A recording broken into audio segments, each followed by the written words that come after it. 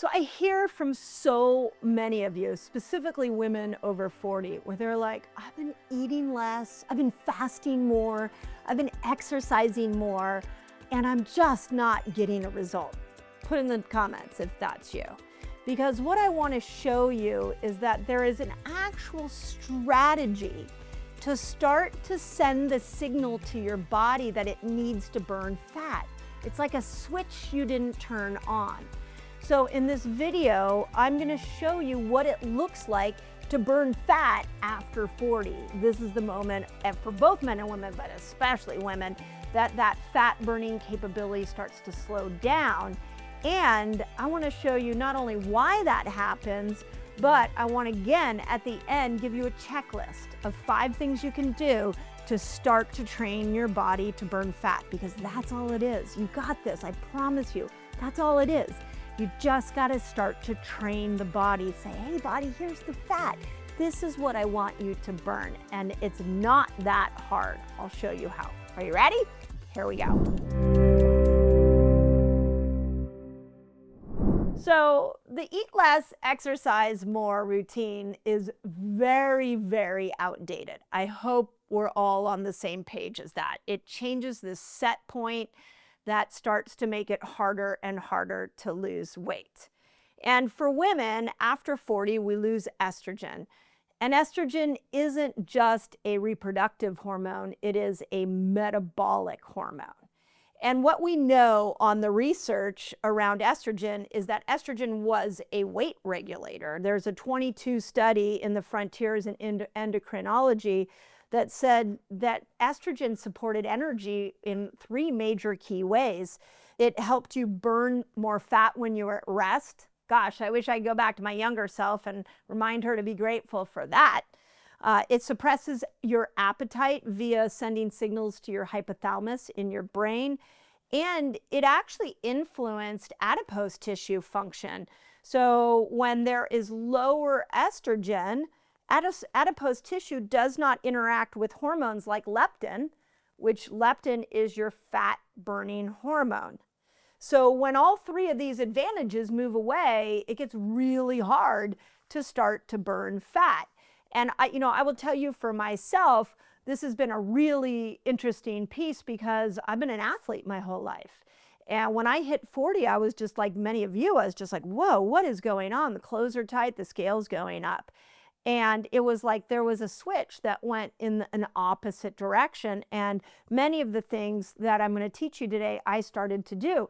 In fact, little fun note, I found fasting originally for myself because I was like, I'm eating less, I'm working out more, I'm gaining weight, what's going on? And that was when all the fasting information was emerging. But there's more than just fasting you can do. So I'm going to give you some really concrete ideas.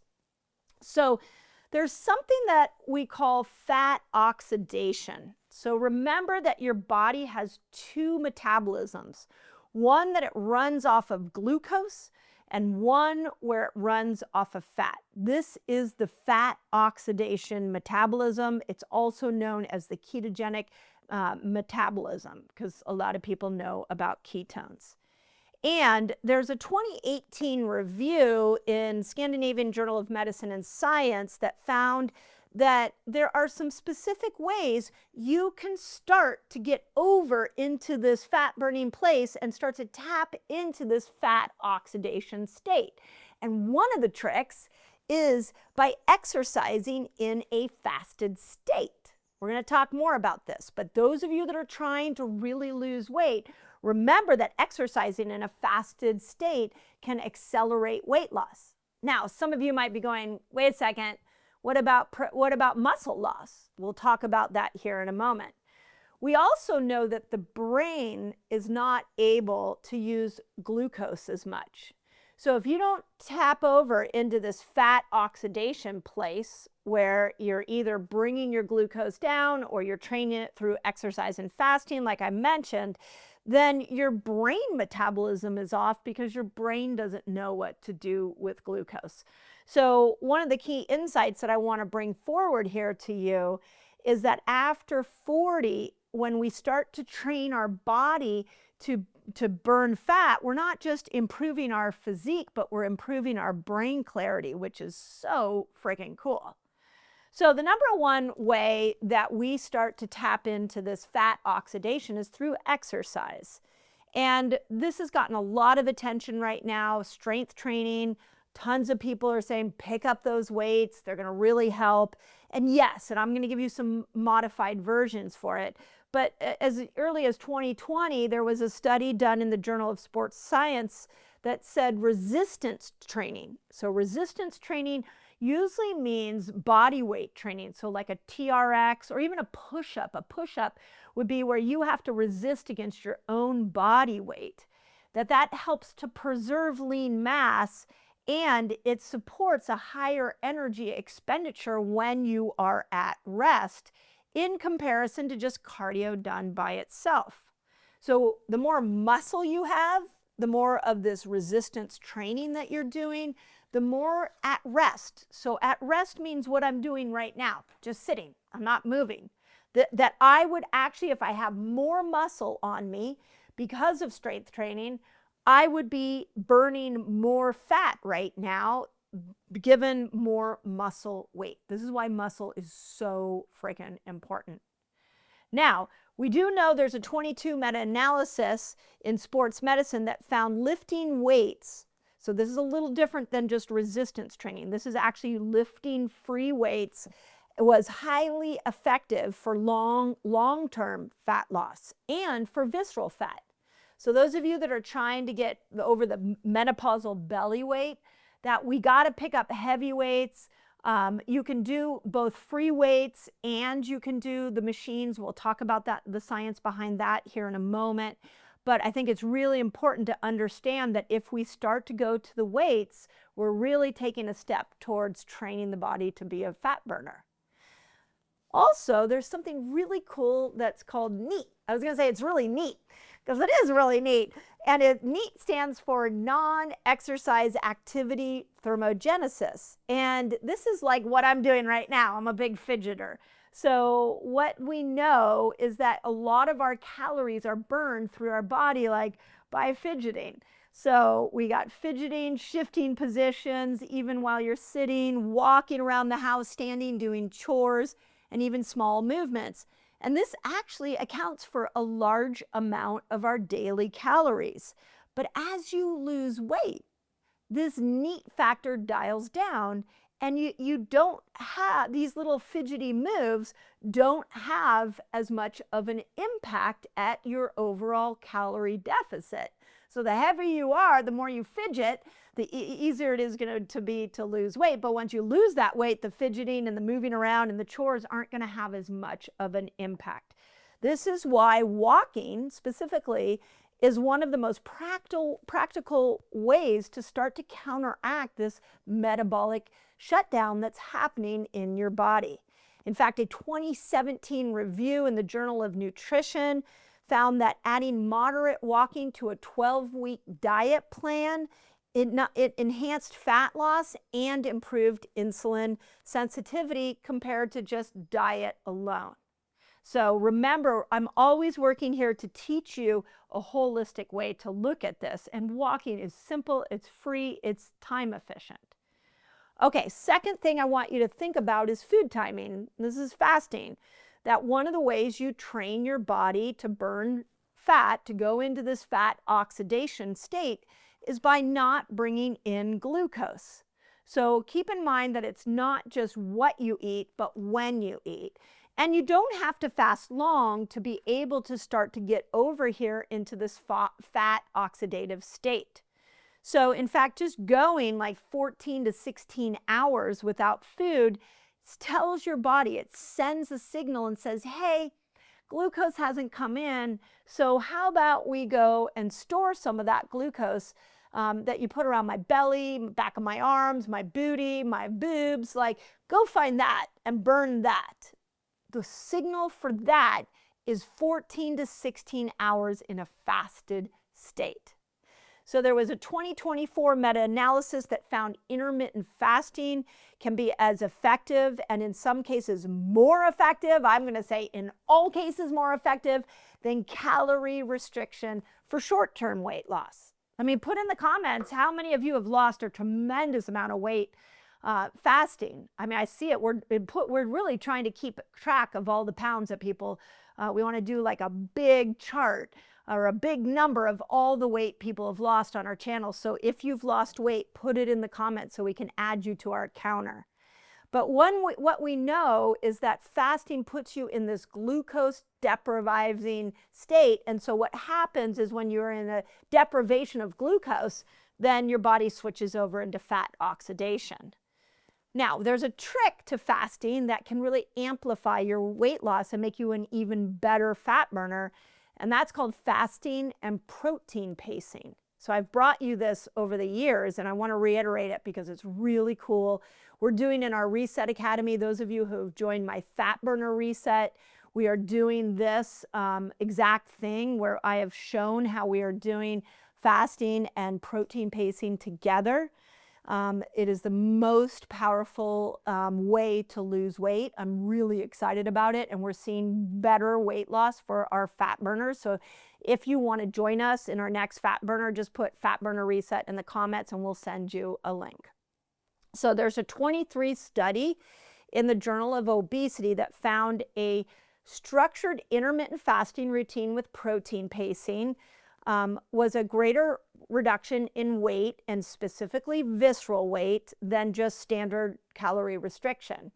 And what they found is that overall there was a 33% reduction in visceral fat. Visceral fat is belly fat. Compared to people that just dieted and did calorie restriction, there was only 14% reduction in visceral fat.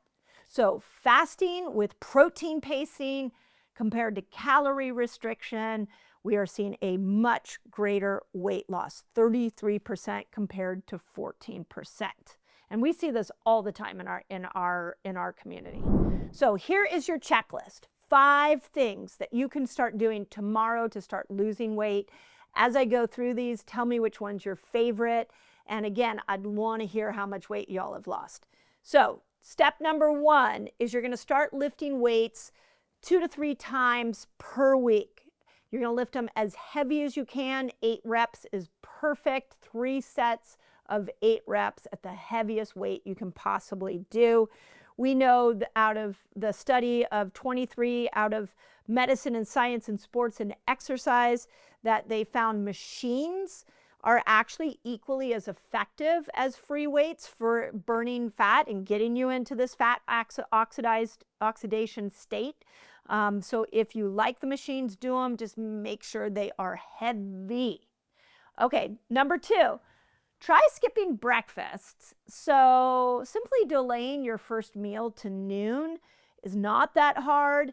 It usually takes you about 16 hours to get into that spot. So I'm going to say for weight loss, we're looking at somewhere between 14 to 16 hours of fasting. So you could skip breakfast or you could skip dinner. So some of the people here in our community have lost tremendous amount of weight by actually eating breakfast and skipping dinner.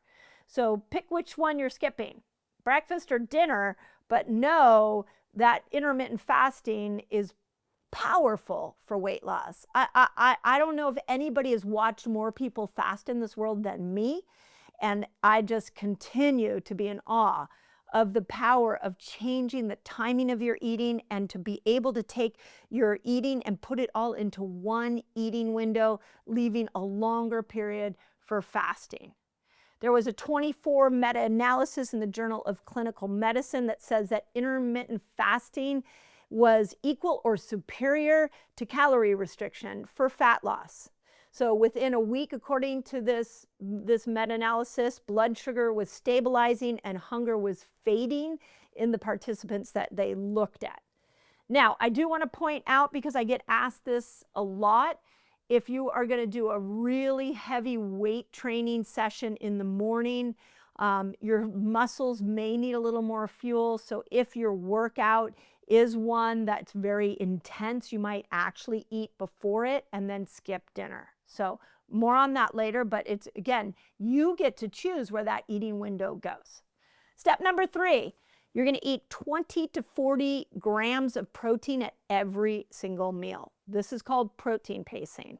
And a 23 study in the Journal of Obesity said that protein pacing with fasting produced 2 times the fat loss than just dieting alone. Again, if you want to experience this with me, you want me to guide you through this, come join me in our Fat Burner Reset. Just put Fat Burner Reset in the comments and we will send you that link. This is so seriously powerful. To me, it's as miraculous as the weight loss drugs, and it's free.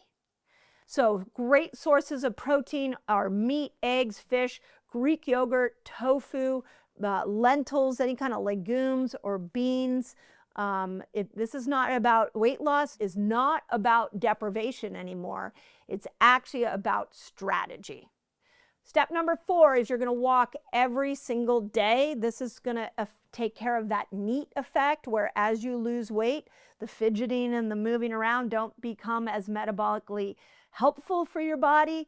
So what you're going to do is 20 minutes of walking every single day. I personally like walking after a meal, so you start to use all that glucose and you don't store it. Step number 5 is you're going to protect your sleep. If you want to lose weight, you got to sleep. So we need to start to get your sleep in order. I will leave links. I've done a lot of sleep videos. I wrote a whole sleep chapter specifically for women over 40 and Age Like a Girl. And so I will leave links for videos and books and everything in the notes if you're struggling to sleep, because I don't want to give you a tool that you're like, well, great, I can't even sleep. I'd like to sleep.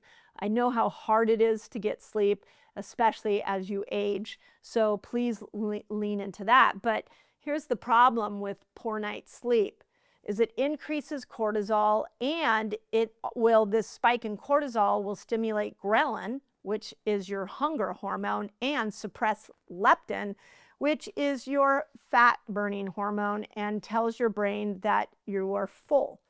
So you want to shoot for about 7 to 9 hours of sleep.